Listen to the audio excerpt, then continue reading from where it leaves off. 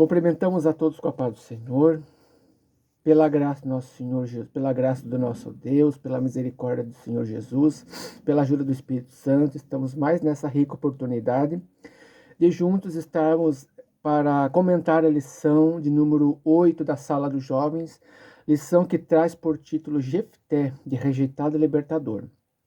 O texto principal se encontra em Juízes, capítulo 11, versículo 6. E disseram a Jefté: vem e sê-nos por cabeça, para que combatamos contra os filhos de Amon. O resumo da lição: em tudo o que fazemos é preciso ter fé e coragem, mas também atitudes sábias e prudentes. Bom, antes de nós adentrarmos a lição, como de costume, eu sempre procuro pegar os melhores momentos das lições anteriores para a gente entender um pouco o contexto, certo? Quem foram os juízes? Os juízes foram pessoas comuns que foram chamadas, separadas e capacitadas por Deus para uma função específica, certo? Eu pergunto a vocês, se Deus aparecesse agora, apontando o dedo para você, perguntando: filho, eu tenho uma obra na tua mão, na tua vida, para você fazer, você estaria pronto, preparado?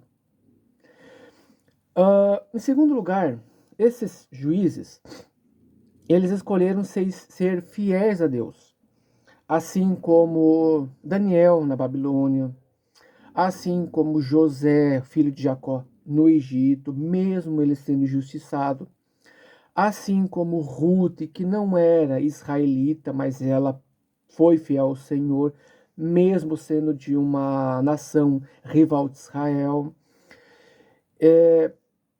A pergunta que eu faço a você seria: você tem sido fiel a Deus no uso do seu tempo, das suas finanças, no uso das tecnologias, onde você mora, onde você trabalha, onde você estuda? Outra coisa,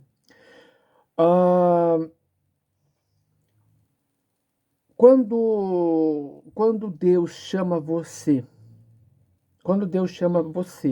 para você fazer a obra, você procura fazer a obra com seus próprios recursos, ou você procura copiar a pregação dos outros, a maneira que os outros louvam, a maneira que os outros pregam, a maneira que os outros ensinam?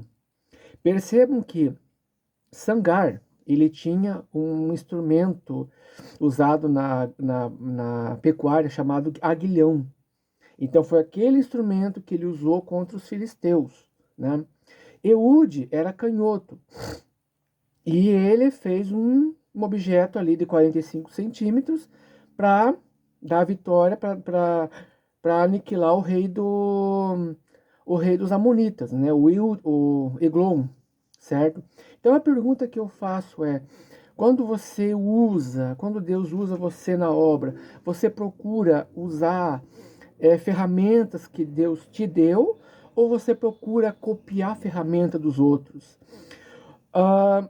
Outra coisa, quando Deus chamou Baraque, né, Débora e Baraque, veja que eles fizeram um trabalho em cooperação. Então eu pergunto aos senhores, quando você faz a obra do Senhor, você procura fazer sozinho, ou você procura fazer na cooperação, na companhia de outras pessoas? Quando Deus chamou Gideão, ele ficou ali: Senhor, eu sou o menor, Senhor, eu sou o mais pobre, Senhor, eu sou pequeno. Eu pergunto aos senhores, quando Deus chama você, você dá desculpas ou você toma atitude? A lição de hoje, a lição de número 8, nós vamos falar sobre Jefté, certo? Primeiro ponto que eu quero que vocês entendam, eu quero explicar para vocês, para que vocês possam ministrar na aula de vocês, é a diferença entre arrependimento e remorso, tá? Aqui na lição vai falar sobre a importância do arrependimento. Então nós precisamos diferenciar o que é arrependimento, o que é remorso, certo? Quando Judas ele traiu Jesus, Ele ficou triste, devolveu o dinheiro e ele desistiu de tudo e ceifou a sua vida. Isso é remorso. Pedro, quando ele negou Jesus, ele chorou, o seu coração mudou, ele pediu perdão, voltou para Jesus e se tornou um dos maiores líderes da igreja. Então, na aula, quando você falar sobre arrependimento, você procure diferenciar o arrependimento do remorso. Quando uma pessoa é pega no flagrante, ela chora, faz toda aquela cena, todo aquele teatro, né? Mas aquilo ali é pura fachada, aquilo ali é um remorso. E falando sobre fruto, né? Falando sobre arrependimento, Jesus vai falar sobre fruto digno de arrependimento lá em Mateus capítulo 3. O que é fruto digno de arrependimento, irmão Leandro? Primeiro, é uma mudança de comportamento visível, certo? Você mentia, agora você não fala a verdade. Você roubava, agora você não rouba mais. Então, há uma mudança visível. Segundo, há uma confissão do pecado, você para de esconder os seus erros, para de ficar se justificando os seus erros. Você errou, pediu perdão a Deus, para de se esconder dos seus erros, para de ficar dando desculpa, assume a sua falha diante de Deus e pede ajuda do Espírito Santo para que você não cometa mais esses erros. De que forma? Aceitando, entregando a sua vida na mão de Deus. Outra coisa, quem produz fruto digno de arrependimento é uma pessoa que procura consertar o que estragou. Se a pessoa foi lá e espalhou uma fofoca, ela vai lá, ela procura explicar. Se você quebrou, você vai ressarcir. Nós temos ali o caso de Zaqueu. Não foi necessariamente ali um erro, mas quando Jesus vai na casa de Zaqueu, o que ele fala? Senhor, se eu errei, ele não está falando que ele errou. Ele está falando, se eu errei, se porventura eu cometi algum erro, eu vou restituir 4 vezes mais, porque na lei de Moisés, quem roubasse era obrigado a restituir, se não me engano, 2 ou 3 vezes. Então perceba que ele restituía 4 vezes, ele queria restituir 4 vezes a mais se ele cometeu um erro, certo? Outra coisa quando a pessoa produz fruto digno de arrependimento, é uma pessoa que começa a se afastar de ambientes, amizades e hábitos que puxam você para baixo.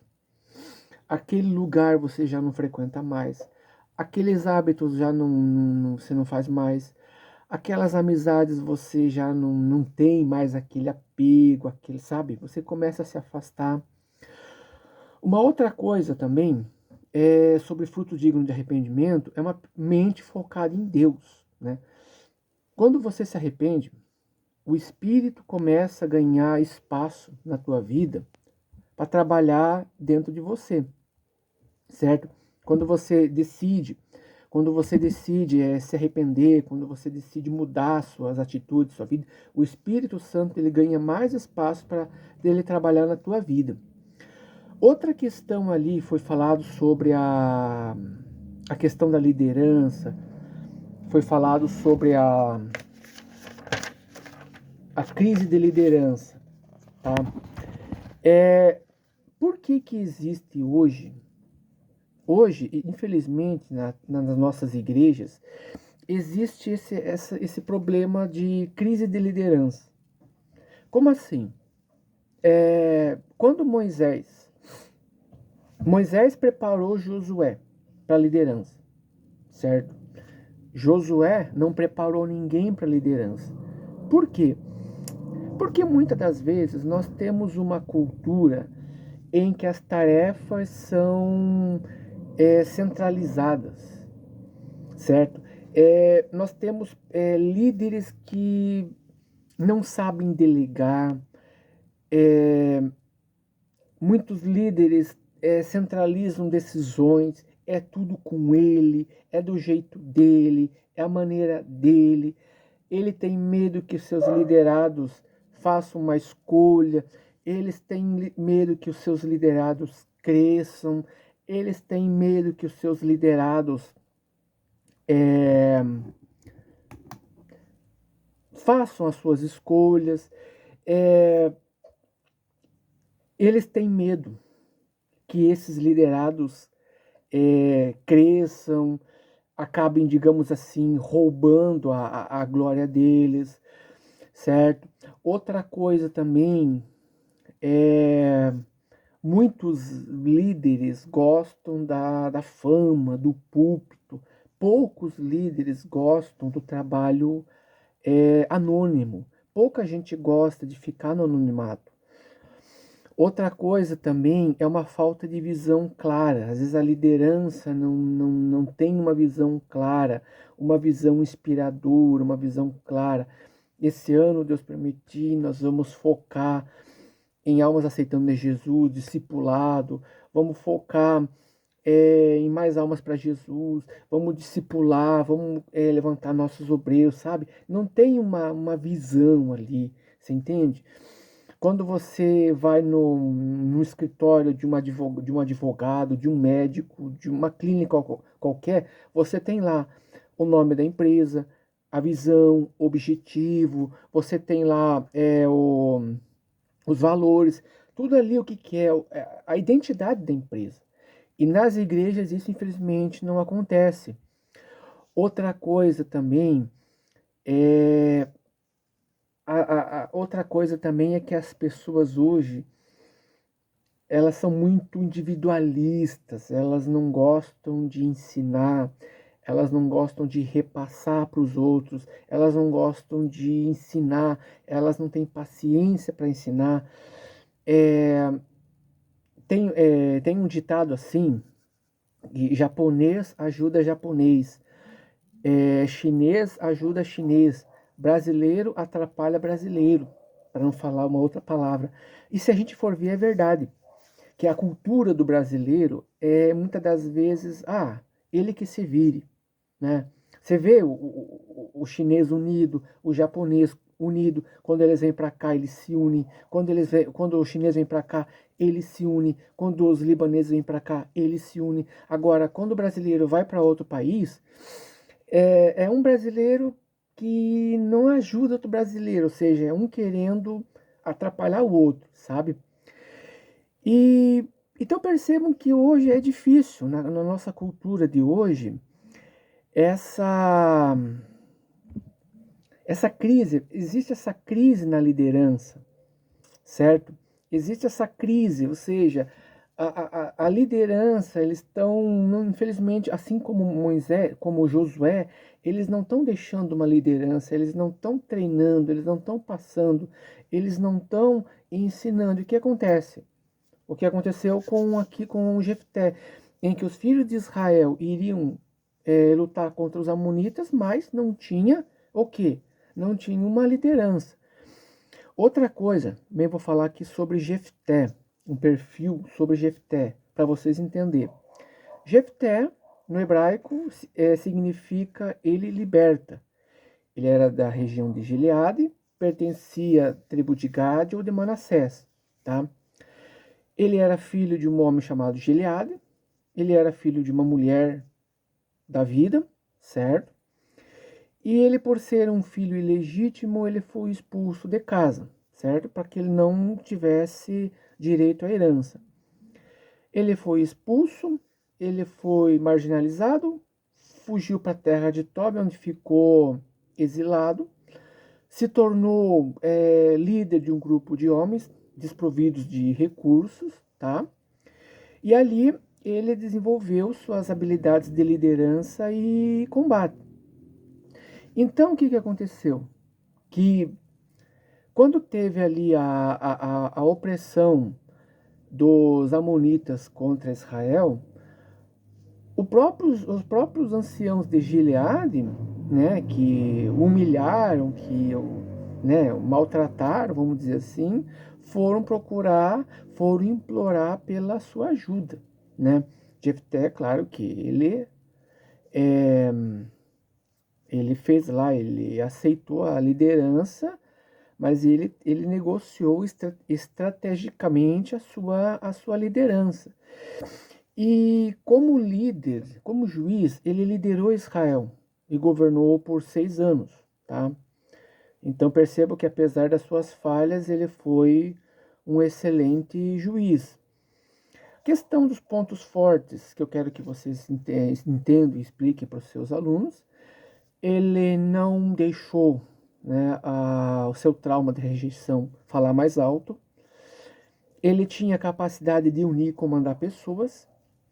E ele tinha uma habilidade diplomática, ou seja, antes dele conversar, antes dele guerrear contra os amonitas, ele foi conversar com o rei deles por meio de uma diplomacia, certo? E outra coisa também é que ele tinha uma fé confiante em Deus, ele reconhecia Deus como verdadeiro juiz e buscou a ajuda do Espírito Santo, né? Eu falei para você em vídeos anteriores sobre o papel do Espírito Santo ajudando os juízes, né? Capacitando eles a fazer a vontade do Senhor naquele momento. E outra questão do Jefté é que ele era uma pessoa que tinha palavra, certo? Ele fez um voto, foi um voto precipitado? Foi. Foi um voto errado? Foi.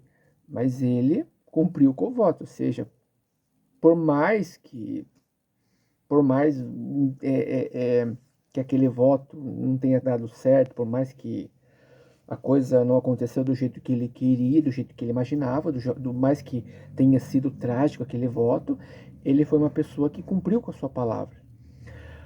Questão dos pontos fracos do Jefté que eu quero que vocês entendam e expliquem aos seus alunos, ele era sim uma pessoa precipitada, uma pessoa impulsiva. No caso do voto, ele não vigiou no que fala. Isso é um grande erro que a gente comete muitas das vezes, certo? De falar as coisas assim no calor da emoção, certo? Ele foi uma pessoa que faltou um freio ali na hora ali de falar. Outra coisa também é uma necessidade, outro ponto fraco dele é uma necessidade de afirmação excessiva. Por ele ter sido rejeitado, agora, como ele era líder, ele queria o que? Ele queria ser aceito, ele queria ser honrado. E nesse ponto, nesse desejo de ser aceito, de ser honrado, fez com que ele fizesse um voto e esse voto precipitado terminou de uma forma drástica e desesperadora. Outra coisa também, ele foi uma pessoa muito inflexível, né? Deus deu a vitória aos israelitas contra Amon, até aí tudo bem, só que depois, ali no capítulo 12 de Juízes, quando vocês lerem o capítulo inteiro, ele entrou num conflito civil contra a tribo de Efraim, né? Ou seja, ao invés de ele usar a diplomacia, porque assim, o que aconteceu?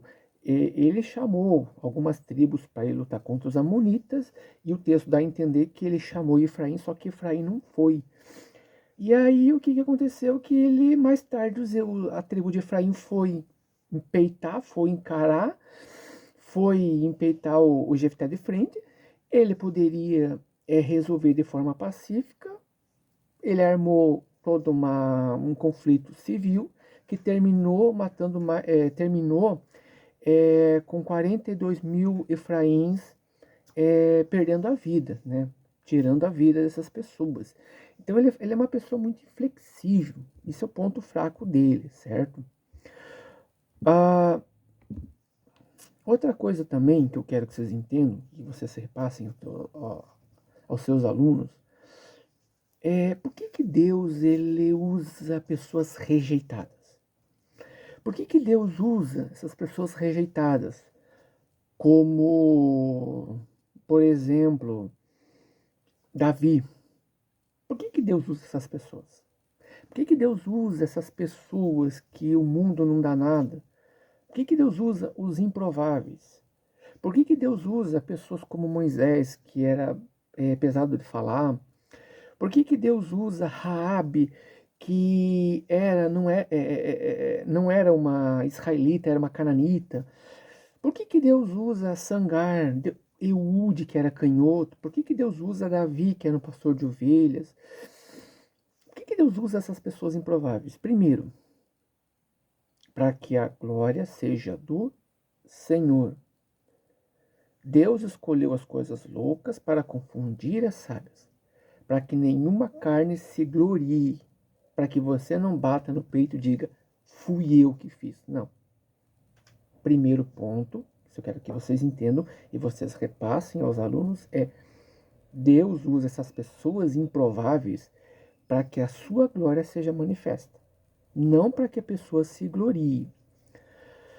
Outra coisa, as pessoas rejeitadas, elas dependem de Deus, certo? José, lá no Egito, na prisão, ele não tinha ninguém que o apoiasse, ninguém que o ajudasse. A única ajuda veio de Deus. E vocês se lembram que ele interpretou dois sonhos, um do copeiro e um do padeiro mor. Um foi exaltado e outro foi ceifado. E aquele que foi exaltado, ele esqueceu lá do José. Eu não vou entrar em detalhes aqui por causa do tempo, mas vocês vão pegar lá em Gênesis a partir do capítulo 37 para vocês entender bem a história de José. Então, veja que José lá onde ele estava, lá na cadeia, na prisão, ele não, ele não tinha nenhum conhecido, não tinha ali pai, não tinha mãe, não tinha ninguém. Seus irmãos não estavam ali. Então ali ele precisou depender totalmente de Deus. Outra coisa, terceiro ponto, por que Deus usa os rejeitados? É porque a rejeição molda o caráter e gera maturidade, né? A pessoa ela isolada, ela aprende a ouvir a voz de Deus. A rejeição ela destrói o ego, ela deixa a pessoa mais maleável.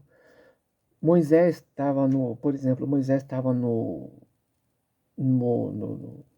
como príncipe, ele fez uma besteira, ele foi lá para o deserto, ele ficou 40 anos nesse deserto, lá casou com a mulher lá, teve filhos, morou em Midian, ele era pastor de ovelha, então ali ele ficou mais maleável para que mais tarde ele voltasse para o Egito como libertador. Porque lá, quando ele estava no palácio, eu creio a Bíblia não fala, mas não podemos entender nas entrelinhas, que ele era uma pessoa, quem sabe, arrogante, orgulhosa.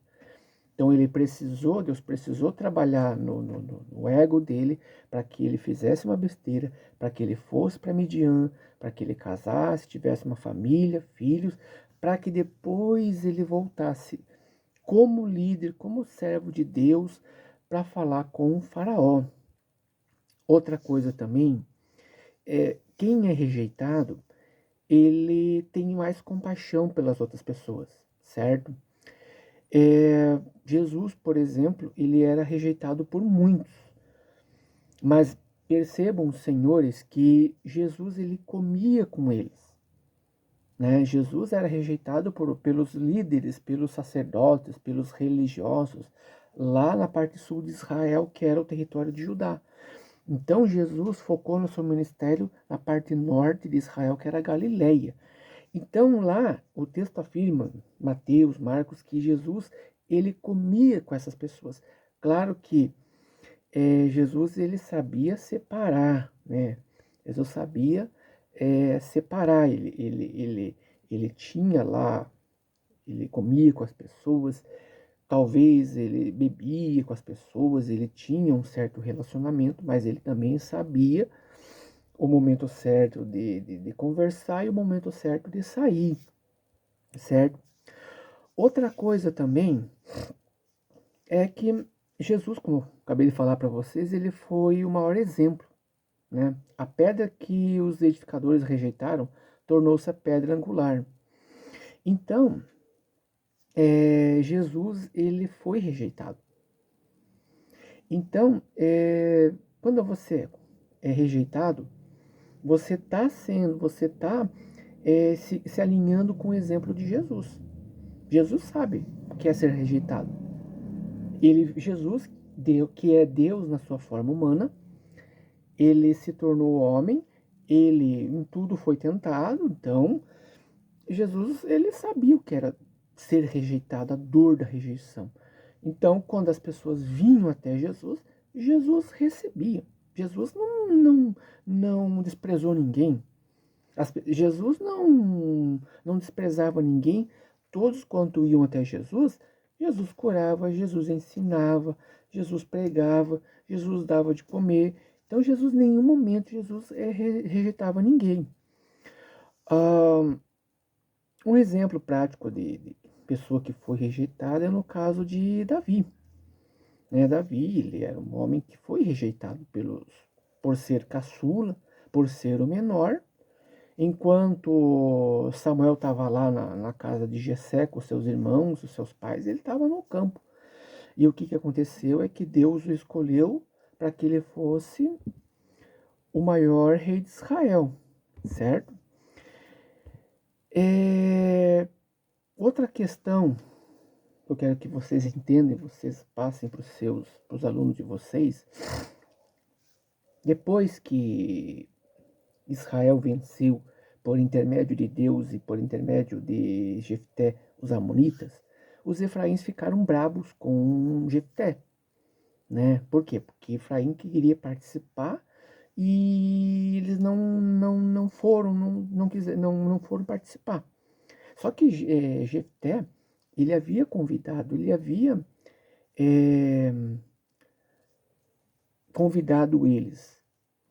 Só que o que aconteceu?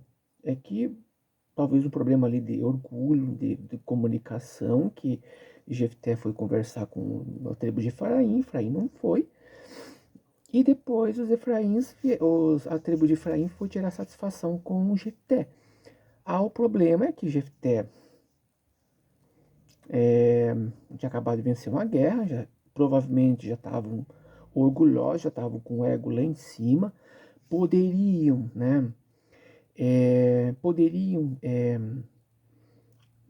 Poderia, quem sabe, Jefté ter um pouco mais de humildade, mais de diplomacia, conversar com eles. Só que esse conflito virou uma guerra. Aí o que aconteceu? Que Jefté e o seu exército, né, Gileade, eles dominaram as passagens do Rio Jordão para cercar a tribo de Efraim, que tentavam fugir. Para descobrir se era alguém da tribo de Efraim ou não, eles criaram uma espécie de trava-língua. Eles pediam para que as pessoas falassem a palavra chibolete, que significa espiga. Se o homem falasse cibolete, se o homem falasse cibolete sem o som do X, é porque ele era da tribo de Efraim, ele era ceifado. O problema é que dessa briga foram 42 mil pessoas da tribo de Efraim ceifadas, certo? Então, esse é o problema. Muitas das vezes, a gente, quando tem a nossa vitória, quando Deus abençoa, Deus concede a vitória, depois de uma grande vitória, é aí que mora o problema. Quando Deus concede a vitória na vida da gente, é aí que mora o problema do orgulho, do ego, da soberba, da arrogância, de achar que é melhor que alguém, sabe mais, que faz mais. E foi esse o problema dele. Claro que depois disso, houve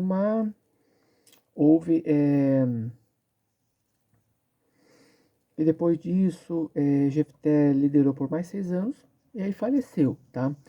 Então, o que eu quero que vocês entendam, certo? Vamos resumir aqui para terminar. Jefté foi uma pessoa rejeitada, não tinha os padrões de um líder, não tinha os padrões de um líder, como na época foi rejeitado, mas que mais tarde ele foi chamado para liderar uma batalha de Israel contra os amonitas, certo? Eles venceram. Jefté teve o problema do voto precipitado, em que ali há uma discussão teológica se aquele voto foi consumado ou não. Não vou adentrar no mérito da questão desse voto, se foi consumado ou não, certo?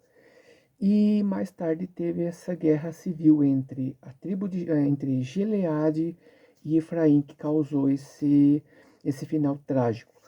Então, que a lição de hoje possa nos inspirar a ser um líder, a fazer a vontade de Deus, a ter prudência, que a gente possa ser usado por Deus para fazer sua vontade, que Deus possa nos capacitar para fazer sua vontade, fazer sua obra, lembrando que a gente precisa vigiar no que a gente fala, no que a gente faz, porque nós estamos cercados por uma grande nuvem de testemunhas. Então aqui nós nos despedimos desde já, agradecemos desde já vocês, em nome de Jesus. Amém, filha? Uhum. Então tá bom.